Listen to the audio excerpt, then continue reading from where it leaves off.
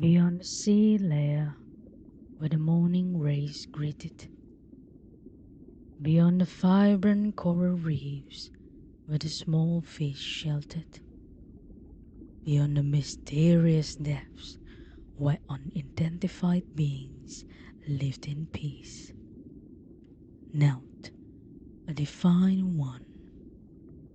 Her slender fingers intertwined and her eyelashes fluttered like a parrotfish fins. Suddenly, her arms dropped down to her sides as she let out a heavy sigh. Her eyelids disclosed such breathtaking blue orbs, sparkling like the glinting sapphires. However, this time the spark in them seemed to be dimmed, like being devoured by something. The Divine One drew another heavy sigh and tipped her head back. Her eyes bore somewhere above. What lies at the surface, she thought, or perhaps beyond? As her heart-shaped lips pursed and her thin eyebrows knitted, the Divine One made up her mind. She turned away from a godly throne and swam upwards without looking behind. But a water ball-like creature abruptly blocked her way. Its small and round head shook hardly as its fin stretched out. Her surprise eased up. She was touched by the creature's attempt, but it would be so indecisive of her to give up. Take care of everything for me, Mimi. She patted her most loyal companion. Mimi lowered its head and couldn't help but pout. Its arms dropped down to its side, and then there she went, resuming her journey. Her heart pounded in her chest, and her lips bloomed into a wide smile because of the anticipation. She soon surfaced as her royal blue strands flicked over her head. She ran her fingers through them, causing the excess of water to glisten down her porcelain skin and highlight her fair complexion. When the fresh breeze blew by her, she froze. Her lips parted slightly and her breath was held back. Her jewel-like eyes widened and scanned the new surroundings. Was the air always this pleasant to smell? The Divine One inhaled it deeply into her lungs, like feasting on a fire supper. Carefully, she then came near the shore and set her foot into the warm sand.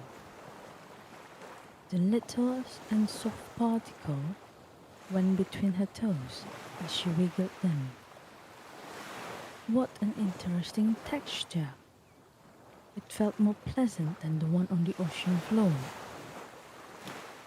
With this much excitement, she continued to journey farther from the ocean water and approached the lines of trees. Had they always been at this height? Nami ran her hands on their trunks as she traveled wherever her heart may have led. What was that? She thought. There was a strange noise, perhaps a distinct chatter in the distance. The curious one was attracted. Her feet brought her closer to an opening where she saw humans. They were tall ones with muscular arms.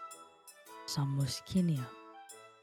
Some others were chuckling in such a melodious waves of laughter, despite having to carry some little humans. Could they not walk on their own?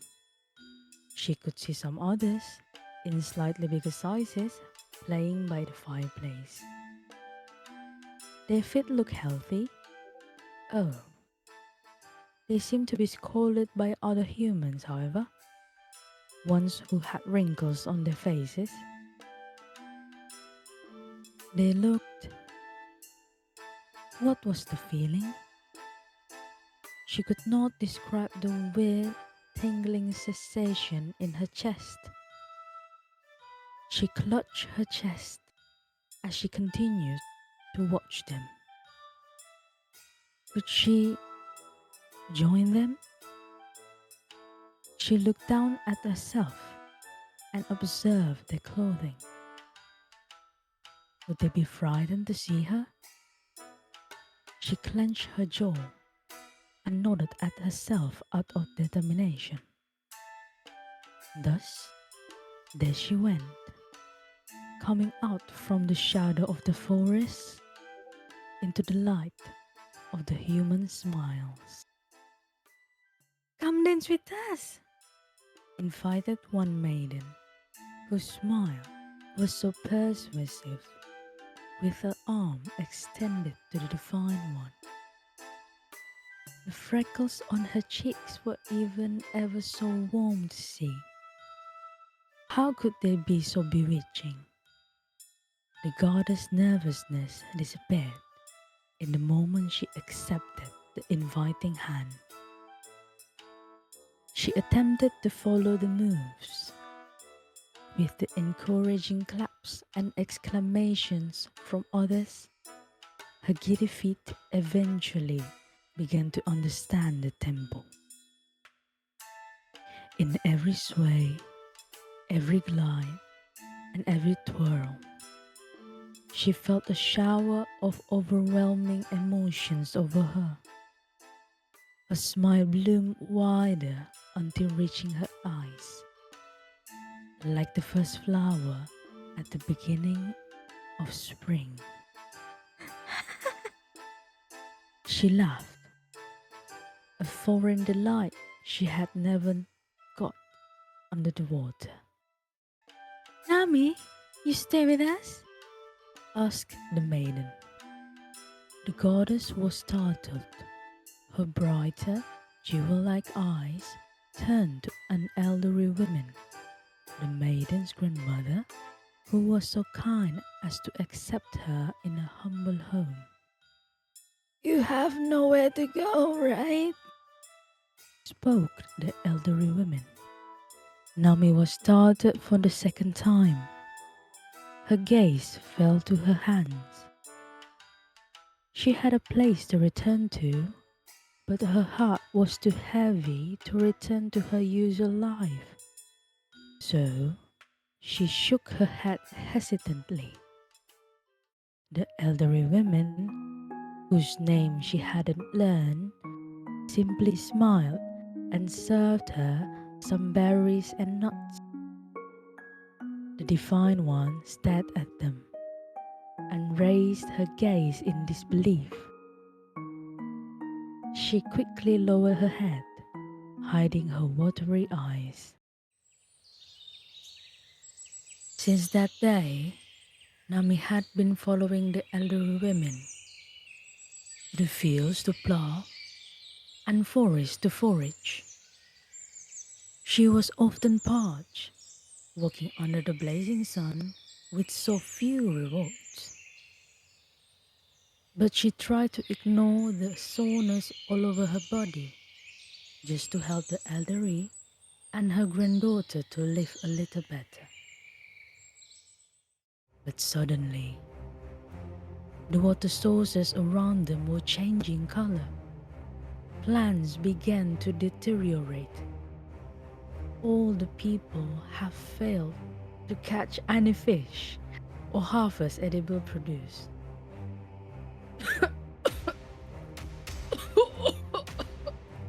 The elderly women's condition was getting worse. Not only her, but some others had manifested the same symptom. The goddess squeezed the wrinkled hand and gazed worriedly at the weary features.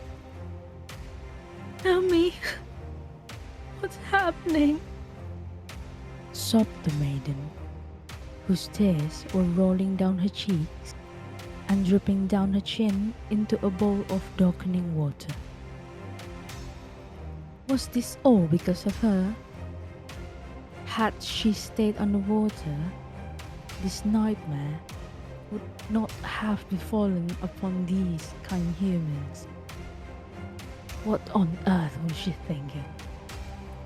How utterly selfish she was. Nami set the hand down and stormed out. She sprinted barefoot, passing the gloominess of the once festive villages, rushing against the blocking branches in the forest, and stepping onto the cold sand where she first came. The breeze stung her eyes as her silent sobbing choked her. Without looking back, she stepped forward and allowed dark water to welcome her whole body. As it had submerged her completely, the water returned to be as clear as crystal. Mimi?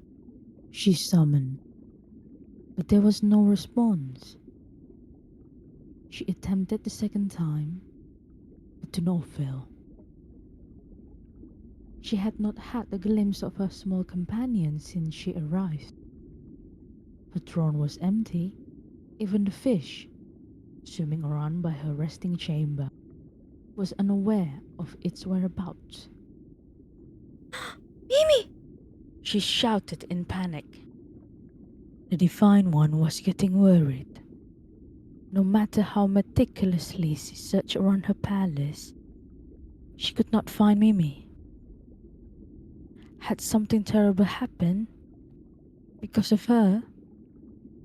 As dark thoughts clouded her mind, she gasped upon spotting her companion's form, lying motionless on the ocean floor.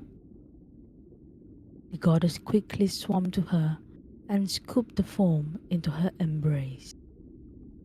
Oh no. She sobbed. Mimi's features were pale. Nami shook the creature a few times, but there had been no response. It was all her fault after all.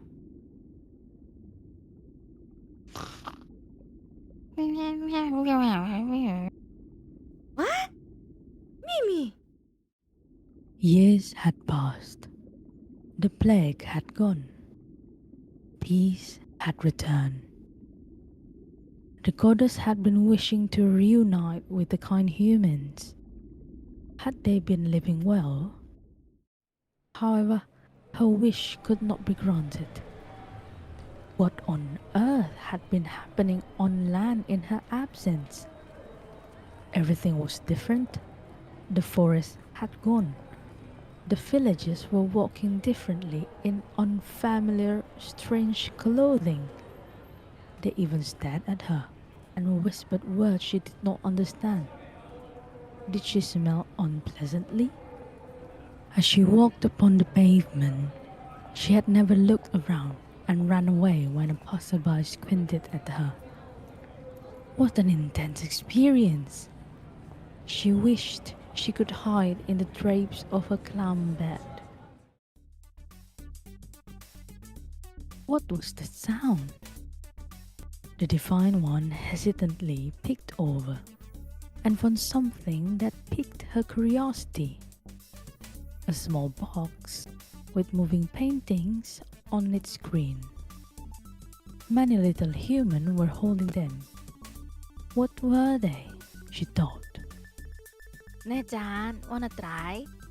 Offered one of those little humans. Nami batted her eyelashes a few times out of bafflement. Could she really try it? She feared she could break the box by accident. The little human seemed to notice the hesitation. It's okay. I didn't know how to play at first too. The little human soothed. What a kind one. It reminded her of the maiden and the grandmother she had met in the past. You need to press this and this and... The little human demonstrated, and even gave her some explanation about the box, an advanced technology for humans to have fun. The little human still even guided her when she held the box, even though she made the character in the box screen face dead several times. Yet, little did she know that her smile returned, and the journey to learn more about human technology begins.